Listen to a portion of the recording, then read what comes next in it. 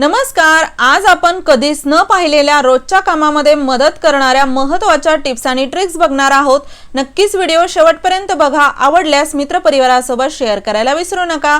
इथे आपली पहिली टिप आहे अशा प्रकारच्या चॉपरसाठी। आजकाल हे चॉपर प्रत्येकाच्या घरी असतात, कामही सोपं होतं पण लवकरच हे खराब होतात। तर बघू शकता याची दोरी कशी अडकलेली आहे। बऱ्याच वेळा ही दोरी अडकली की तुटते देखील। तर याला कसं ठीक करायचं, घरच्या घरी याला रिपेअर कसं करायचं ते बघूया, जेणेकरून तुम्हाला हे नवीन घ्यायची गरज नाही।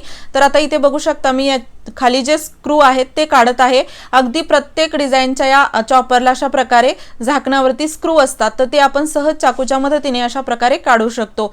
लक्षपूर्वक फक्त इथे बघा प्रोसेस, कारण की असं होऊ नये की आपण याला काढायला गेलो आणि अजूनच हे खराब झालं।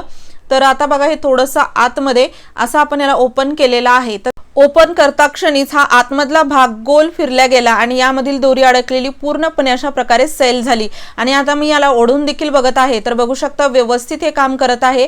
आता जर तुमचा ह्या दोरीचा प्रॉब्लेम सॉल्व्ह झाला नसेल तर आतमध्ये जो सर्कल आहे पांढऱ्या कलरचा त्याला 1-2 वेळा फिरवून घ्या, जेणेकरून पूर्ण अडकलेली दोरी व्यवस्थित चालते।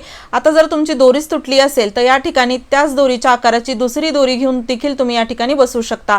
तुम्हाला जर त्यावरती व्हिडिओ पाहिजे असेल तर मला नक्की कमेंट बॉक्समध्ये सांगा, आपण त्यावरती डिटेल मध्ये व्हिडिओ बनवू।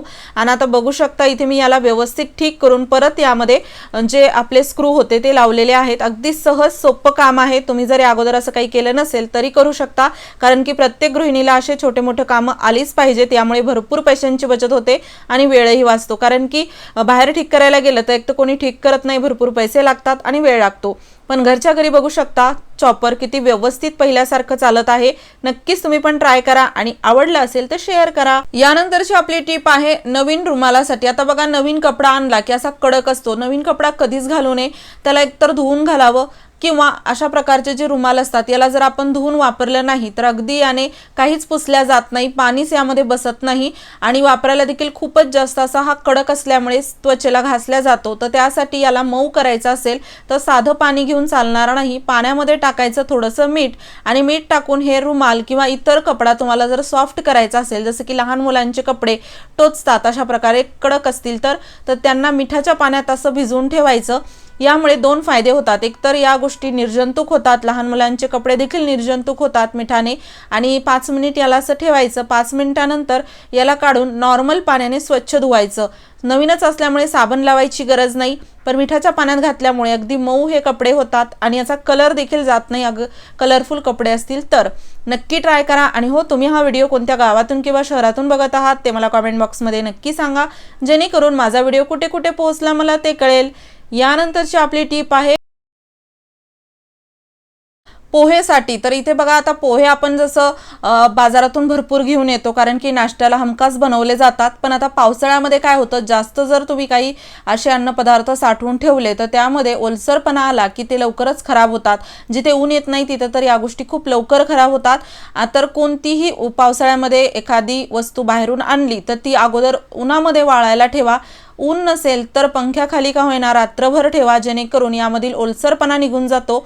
आणि जर तुम्हाला वेळ नसेल किंवा पंख्याखाली ठेवूनही ओलसरपणा आहे असं वाटत असेल तर त्यामध्ये टाकायचा कागद असा टाका जो स्वच्छ असेल। इथे मी टिश्यू पेपर वापरलेला आहे, स्वच्छ कागद टाका। एक कागद टाकला की यामध्ये जो ओलसरपणा असतो तो पूर्ण हा टिश्यू पेपर म्हणा किंवा कागद पूर्णपणे असा ओढून घेतो आणि यामध्ये असणारी वस्तू अजिबात ओलसरपणामुळे तरी खराब होत नाही। एकदा नक्की ट्राय करून बघा। तसं तर मी थोडंफार दिवसभरामध्ये 1-2दा ऊन येतच, 1-2 तास जरी ऊन असेल तरी या गोष्टी जर तुम्ही उन्हामध्ये वाळत घातल्या तर अजिबात यामध्ये किडा होत नाही, जाळी पडत नाही। नक्की ट्राय करा। या पद्धतीने तुम्ही भरपूर पैशांची बचत करू शकता, त्यासोबतच याला निवडत बसायची देखील गरज पडत नाही, म्हणजे वेळही वाचतो। यानंतरची आपली टिप आहे आपल्या किचनमध्ये आपण हात पुसण्यासाठी किचन टॉवेल्स म्हणा किंवा जुना कपडा नक्कीच ठेवतो आणि याला असं कुठेतरी अडकून ठेवलेलं असतं, जे की दिसायला अजिबात चांगलं दिसत नाही। किचन जर ऑर्गनाइज ठेवायचं असेल तर पैसे खर्च करण्याची गरज नाही, थोडंसं आपल्याला इथे कलाकृती करावी लागेल, जेणेकरून आपलं किचनही सुंदर दिसतं आणि पैसेही लागत नाही। तर आता बघा इथे ही किचन टॉवेल अशी साधी अडकवली की कसं वेगळंच वाटतं, व्यवस्थित दिसत नाही। पण इथे आपण याला अशा प्रकारे अगदी ऑर्गनाइज करून ठेवणार आहोत। त्यासाठी मी इथे किचन टॉवेल घेऊन अशा प्रकारे फोल्ड केलेली आहे। तुमच्याकडे जर किचन टॉवेल नसेल तर तुम्ही कोणताही कपडा या पद्धतीने फोल्ड करू शकता। त्यानंतर एक धागा घेऊन मी अशा प्रकारे याला बांधलेला आहे आणि एक छोटंसं होल आपल्याला असं मागे तयार करायचं गाठ मारतानाच, किंवा रबर बँड जरी वापरला तरी चालेल। आता ही सुंदर अशी वरती डिझाइन झालेली आहे, तर याला बघा आता अडकवल्यानंतर किती छान दिसतं, दिसतानाच बघा किती छान दिसत आहे। यामुळे घर ऑर्गनाइज राहतं, त्यासोबत कोणी अचानक आपल्या घरी आलं तरी आपल्याला जास्त आवरत बसायची गरज पडत नाही। आणि हो, चॅनलवरती नवीन असाल तर सबस्क्राइब करायला विसरू नका, असेच नवनवीन व्हिडिओज मी तुमच्यासाठी घेऊन येत राहते। यानंतरची आपली टिप आहे केळीसाठी। आता बघा केळी आपण अशा भरपूर आणल्या की बरेच जण काय करतात, त्याला पॉलिथिन मध्येच अशा प्रकारे ठेवतात।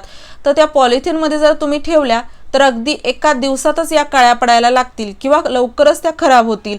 तर त्यासाठी पॉलिथिन मध्ये कधीच केळी ठेवायची नाही, पेपर मध्ये नेहमी ठेवायची। जर तुम्ही एखाद्या टोपलीमध्ये केळी ठेवत असाल तर पेपर मध्ये अशा प्रकारे ठेवा, जेणेकरून भरपूर दिवस ही फ्रेश राहते। यानंतरची आपली टीप आहे लोखंडी तव्यासाठी। आता बघा लोखंडी तवा, कढई लवकरच त्यामध्ये गंज लागायला लागतो आणि एखादी वस्तूला गंज लागला की ती लगेचच खराब होते हे आपल्याला माहितच आहे। पण जर गंज लागू नये लोखंडी कढई आणि तव्याला, यासाठी काय करायचं तर त्यासाठी वापरायची माती। माती बघा इथे आपण तव्यावरती अशी टाकून फिरवून घेत आहोत। हे नाही केलं तर तुम्ही मातीने लोखंडी भांडे घासा, जेणेकरून त्यावरती गंज चढणार नाही। आणि आता इथे मी काय भाकरी चपाती झाल्यानंतर कधीतरी मधून मधून अशा प्रकारे थोडी माती टाकून याला असं चोळून घेते, गरम तवा असतो तेव्हा। आणि त्यानंतर याला मी साबणाने धुत नाही, तर फक्त स्क्रबर यावरती फिरवून स्वच्छ करते, जेणेकरून हे स्वच्छ देखील होतं आणि यावरती गंज चढत नाही। यानंतरची आपली टीप आहे कांद्यासाठी। आता बघा कांदा पावसाळ्यामध्ये खूप लवकर खराब व्हायला लागतो, कोणताही ऋतू असो कांदा तसा लवकरच खराब होतो जास्त जर साठवून तुम्ही ठेवलात तर। पण जर तुम्ही याला योग्य पद्धतीने ठेवलं तर कांदे अगदी वर्षभर देखील टिकून राहतात।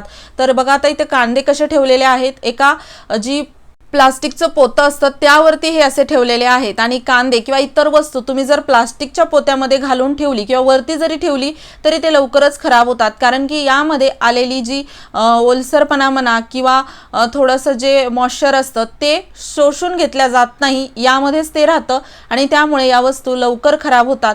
धान्य जरी अशा प्रकारच्या पोत्यामध्ये ठेवलं तरी हे लवकर खराब होतं। आता तुम्ही म्हणाल मग हे कांदे साठवून कसे ठेवायचे, तर यासाठी तुम्हाला कामी येणार आहे पेपर।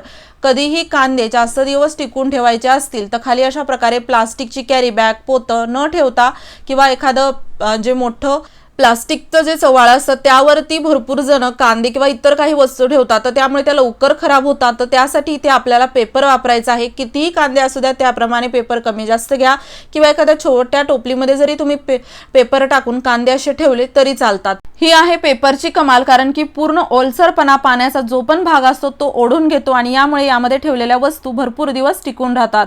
आणि हो, व्हिडिओ तुम्हाला कसा वाटला मला नक्की कमेंट बॉक्समध्ये सांगा। आवडला असेल लाईक करा, शेअर करा, चॅनलवरती नवीन असाल सबस्क्राइब करायला विसरू नका। धन्यवाद।